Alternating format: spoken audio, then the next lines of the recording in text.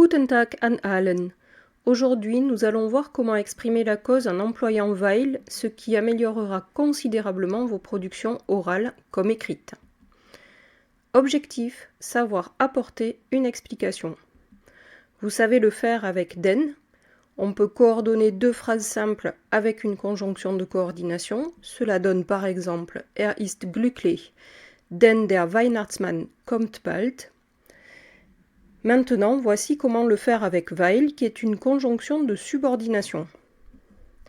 Ist glücklich, weil der Weihnachtsmann bald kommt. Voyons comment faire. Vous connaissez déjà la phrase simple. Elle comporte un seul verbe conjugué. Nous allons observer la phrase complexe qui comporte plusieurs verbes conjugués.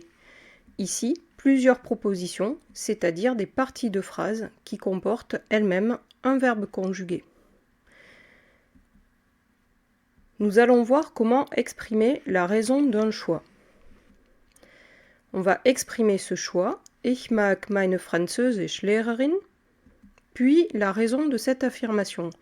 Meine Französischlehrerin erklärt die Lektionen sehr gut. Nous avons deux phrases non reliées.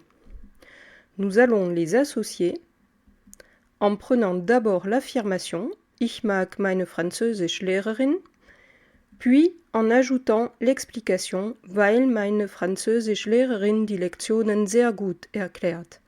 Si tu observes cette phrase, tu verras que les deux parties sont séparées par une virgule, que la deuxième partie, c'est-à-dire l'expression de la cause, est introduite par la conjonction de subordination weil, et que le verbe conjugué, erklärt, s'est déplacé tout à fait à la fin de la phrase.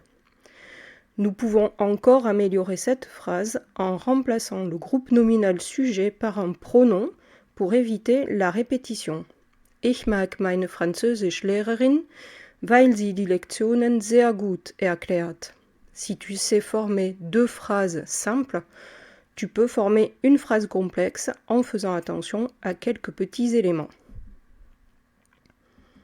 Tu dois faire attention dans un premier temps à la place du verbe après weil, tout à fait à la fin, et tu ne dois pas oublier de séparer les deux propositions par une virgule.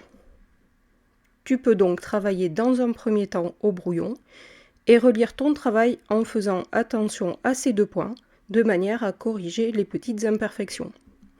Ces conseils sont naturellement valables pour toutes les propositions subordonnées et pour l'oral comme pour l'écrit. Tschüss!